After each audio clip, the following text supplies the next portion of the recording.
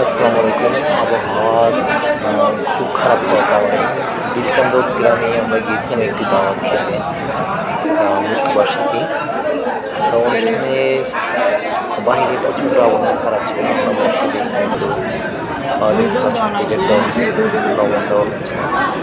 মসজিদেই মৃত্যুবার্ষিকী অনুষ্ঠান পালন করা হলো। আসলে মৃত্যুবার্ষিকী অনুষ্ঠান খোলামেলা জায়গাতেই করার নিয়ম, তারপরেও মসজিদে করা বিভিন্ন মতবাদ রয়েছে। তারপরে কিন্তু মোল্লা মুসল্লি যারা রয়েছে তারা কিন্তু সঠিক বয়ানের মাধ্যমে তারা নীতি নির্ধারণ করলেন যে এটি মসজিদেও করা যায়, কিন্তু যেটুক সময় আমরা এখানে মসজিদে থাকবো সেটুক সময় আমরা কিন্তু ইত্তেকাফের নিয়ত করে আমরা মসজিদে খানাপিনা করতে পারবো।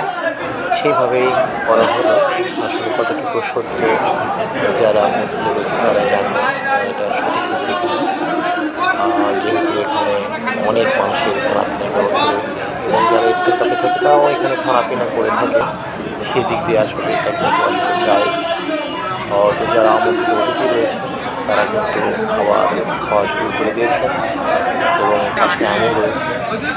তো গরু মাংস দেখতে পাচ্ছি, 5টি শাক জবাই করা হয়েছিল এবং 3টি সহকারী কিন্তু সবাইকে খাবার কোনো কমতি ছিল না খাবারের, এবং সবাই সুস্থভাবে খেয়ে কিন্তু বৃষ্টির দিনেও সঠিকভাবে বাড়িতে ফিরতে সক্ষম হয়েছে এবং আলহামদুলিল্লাহ খাবারের মান খুব ভালো ছিল। আমরা দোয়া করি অনুষ্ঠানগুলো আসলে আল্লাহ বরকত তার কারণে কিন্তু দেখা যায় যত লোকই হোক না কেন সঠিকভাবে সবাই খাওয়ার দাওয়ার পেয়ে থাকে এবং অনেক সময় শর্ট পড়ে না।